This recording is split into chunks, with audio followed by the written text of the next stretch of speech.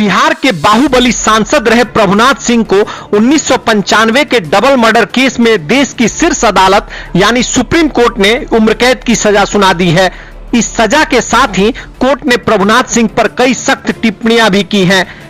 पहले से ही एक अन्य मामले में उम्र कैद की सजा काट रहे प्रभुनाथ सिंह के पास क्या विकल्प बचता है, आइए इसको समझ लेते हैं।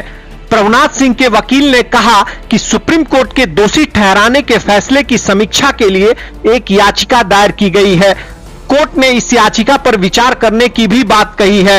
इस याचिका में प्रभुनाथ सिंह के उम्र और सेहत को आधार बनाया जा सकता है। ये इसलिए भी क्योंकि कोर्ट ने प्रभुनाथ सिंह की उम्र के बारे में पूछा था। इस पर उनके वकील ने बताया कि वह 70 वर्ष के हैं। बता दें कि बाहुबली प्रभुनाथ सिंह कई बीमारियों से जूझ रहे हैं। हाल ही में उन्हें एम्स में भर्ती भी कराया गया था। बता दें कि 25 मार्च 1995 को राजेंद्र राय के बयान के आधार पर छपरा में एक प्राथमिकी दर्ज की गई थी। इस प्राथमिकी में प्रभुनाथ सिंह का नाम था।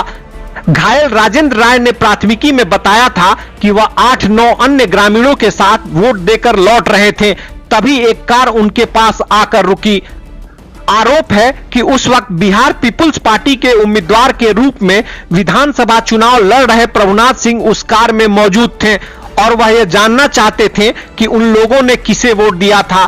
प्राथमिकी के अनुसार जब राजेंद्र राय ने कहा कि उन्होंने किसी दूसरी राजनीतिक पार्टी के नेता के पक्ष में वोट दिया है, तो सिंह ने अपनी राइफल से गोली चलाई, जिससे 3 लोग घायल हो गए। घटना में घायल 3 लोगों में से राजेंद्र राय समेत 2 की बाद में इलाज के दौरान मौत हो गई।